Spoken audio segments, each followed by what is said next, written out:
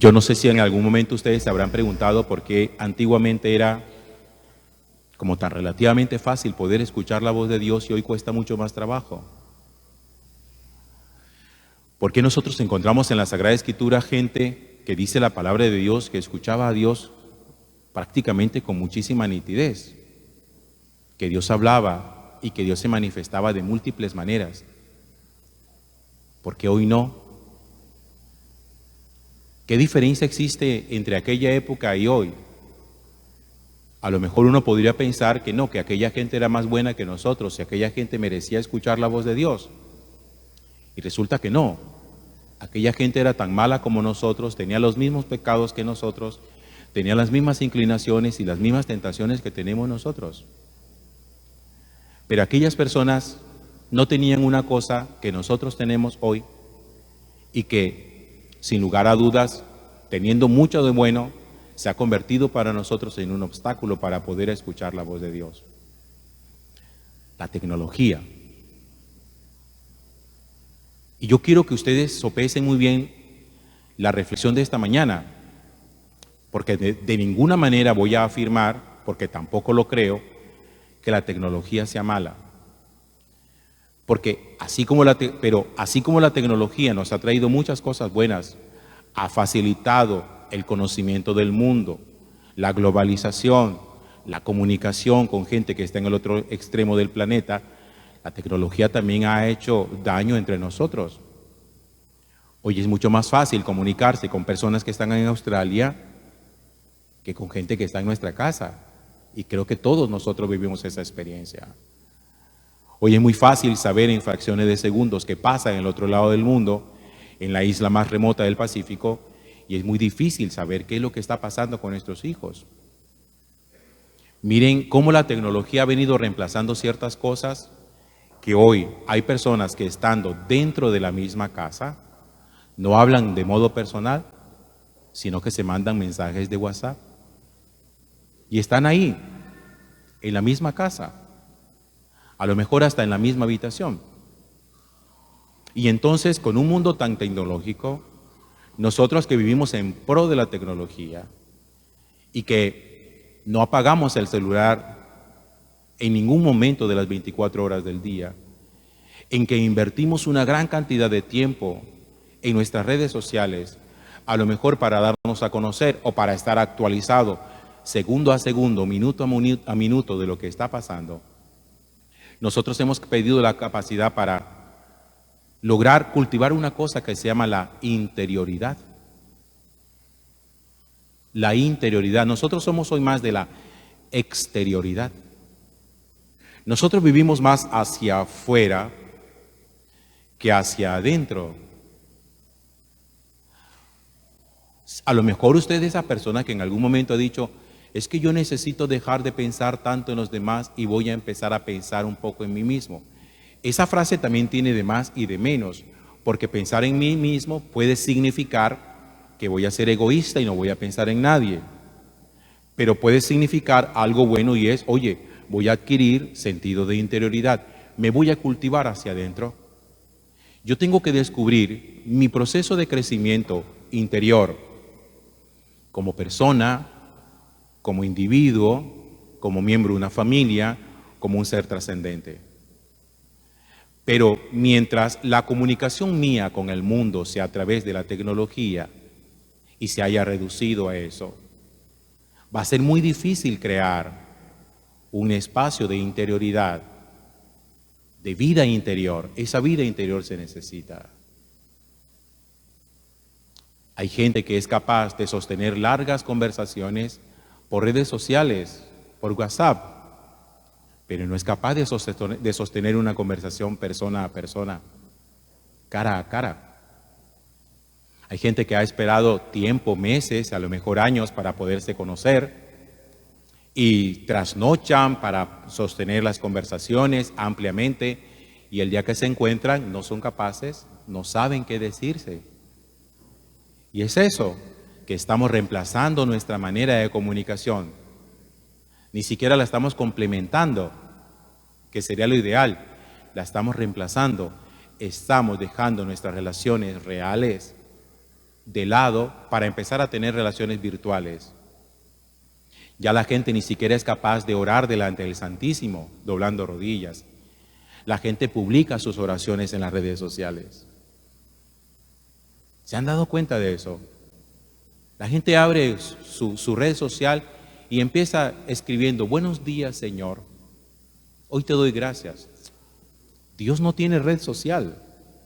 Dios no tiene Instagram, ni Twitter, ni WhatsApp. Dios no revisa nada de eso. Usted dirá, Dios lo ve todo, pero no, es que Dios no quiere leer lo que usted escribe en sus redes sociales. Dios quiere escuchar nuestra voz.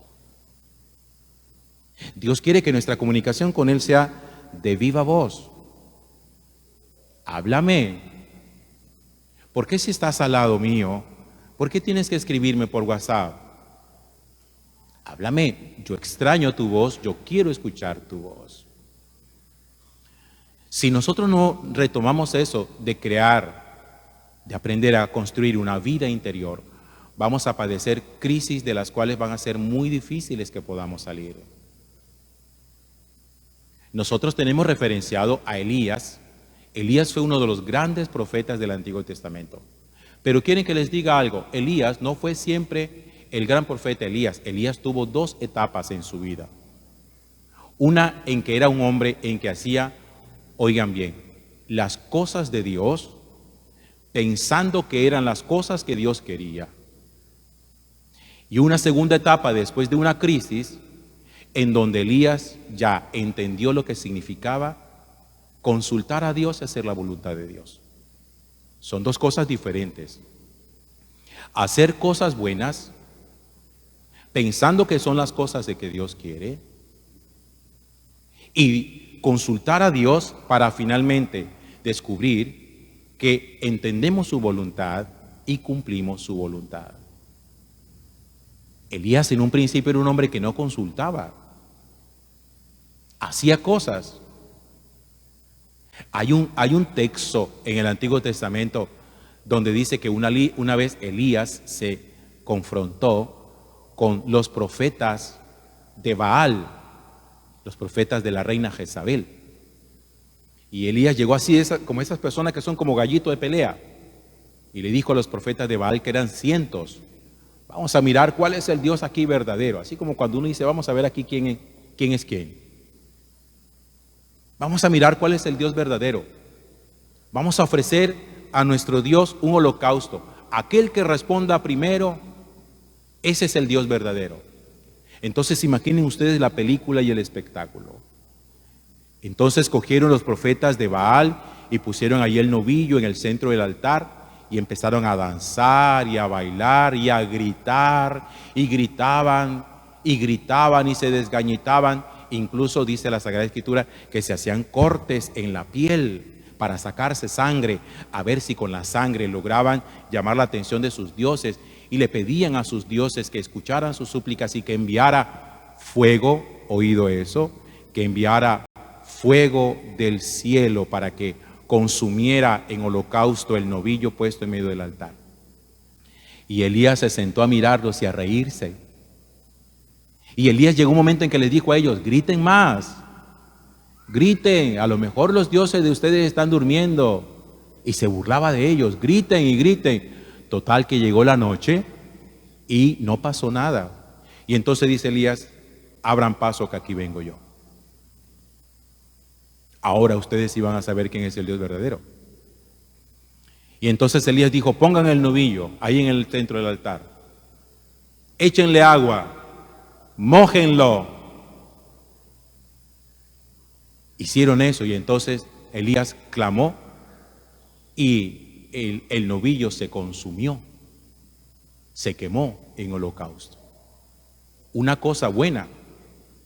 Pero ¿saben ustedes qué pasó después de eso? Que todos los profetas de Baal fueron pasados a cuchillo, murieron. Ese día se produjo una matanza instigada por Elías, propiciada por Elías. Y obviamente eso le acarreó a Elías muchos enemigos, empezando por la reina Jezabel, que empezó a perseguirlo para matarlo. Primero por haberla hecho quedar a ella en ridículo, y segundo por haber instigado esa matanza de sus profetas. Y Elías huye.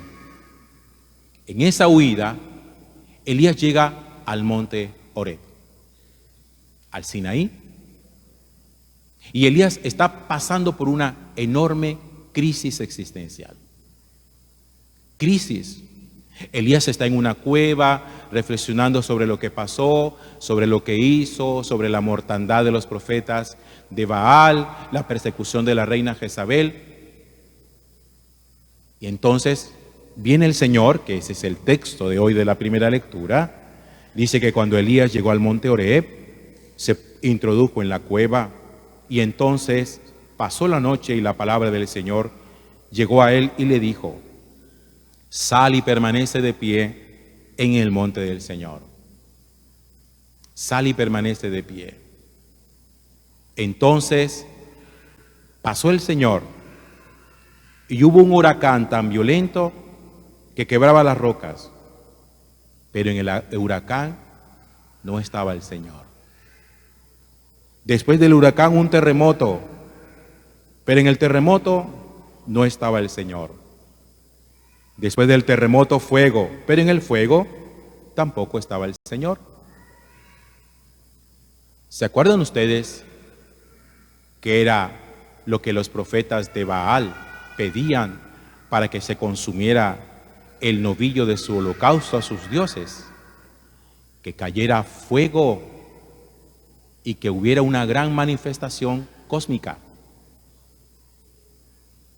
Y ahora Elías sale, ve esas manifestaciones cósmicas, fuego, terremoto, huracán. La pregunta entonces que yo me hago es: ¿por qué Elías pretende ahora encontrar a Dios en el fuego, en el terremoto, en el huracán, pero no así cuando los profetas de Baal estaban ofreciendo en holocausto su novilla a sus dioses?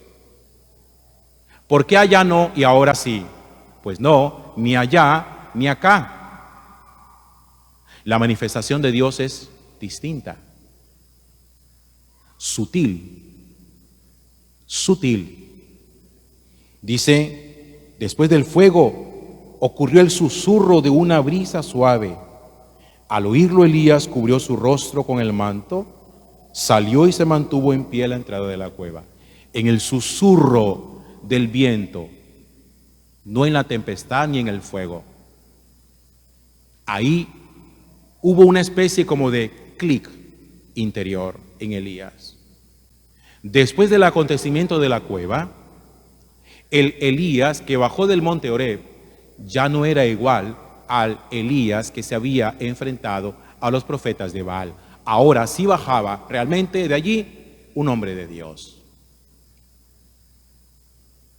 El que había estado en confrontación con los profetas de Baal era un hombre que hacía las cosas de Dios, las cosas buenas,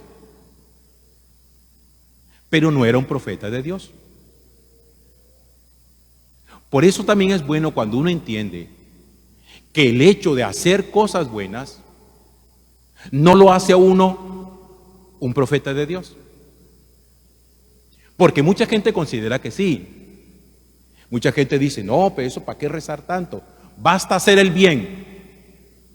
Pues no, hacer el bien está bien, pero hacer el bien no lo hace a uno un creyente, ni lo hace a uno un hombre de Dios, lo hace a uno un filántropo. Filántropos hay muchos, gente buena, muy buena, que haga cosas buenas, eso hay por miles en el mundo.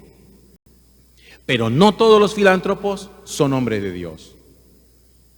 Y ejemplo de eso es Elías, que necesitó que una crisis interior, una experiencia profunda de soledad, de persecución, de tormento, de fuego, de huracán, para darse cuenta que necesitaba abrirle el corazón al Señor. Vean, hermanos, mientras nosotros vivamos más al exterior de las redes sociales y nuestra comunicación se limite a las redes sociales, vean, hermanos, para nosotros va a ser prácticamente imposible escuchar la voz de Dios. Imposible. Peor aún, ustedes le están negando a sus hijos, los pequeñitos, la posibilidad de poder cultivar vida interior. ¿Por qué? Porque a ustedes les incomoda, y yo les entiendo, que sus hijos se pongan a llorar, que estén inquietos, y ustedes ya se han dado cuenta que cuando un niño de 1 año, de 2 años, que está llorando inquieto, se le entrega un teléfono móvil, se queda quieto. ¿Pero a costa de qué? ¿Cuál es el precio que tiene que pagar posteriormente ese niño? Porque en el celular, ya se los había dicho varios meses atrás, en el celular un niño encuentra las 3 cosas que necesita: luz, movimiento y palabras. Esas son las 3 cosas que llaman la atención en un niño. Luz, movimiento y palabras. ¿Se han dado cuenta de eso? Cuando un niño ve una luz en el techo, la mira, la sigue. Cuando un niño escucha la voz de su mamá o de su papá, se calma. Cuando un niño ve que alguien se mueve, que algo se mueve, sigue con su mirada el movimiento de la persona o del objeto. El celular tiene esas 3 cosas. Y si nosotros solamente creemos que la comunicación con el mundo está ahí, hemos sacrificado, mutilado nuestra posibilidad de vida interior. Tener vida interior. Hay que tener vida interior. No todo es exterior. No todo es para vociferar. No todo es para contar. No todo es para gritar. No todo es para decir. Hay silencios interiores que se exponen solamente delante de Dios, como un susurro, donde Dios hace presencia. Ahí está la grandeza de Elías, en el antes y el después, como en Moisés. El antes, el Moisés que vivía en Egipto, y después el Moisés que regresó a Egipto como un liberador. Siempre en la vida de todo ser humano, espiritualmente hablando, debe haber un antes y un después. Y ese después no se lo da a uno la exterioridad, sino la interioridad, la vida interior. Esa donde usted incluso muchas veces ni siquiera palabras necesita para comunicarse con Dios. Oigan lo que les estoy diciendo. Ni siquiera palabras necesita. Solo necesitará su afecto, su amor. Pudiera acercarse a Él en silencio, mirarlo en el sagrario y decirle: yo te amo. Gloria al Padre, y al Hijo, y al Espíritu Santo.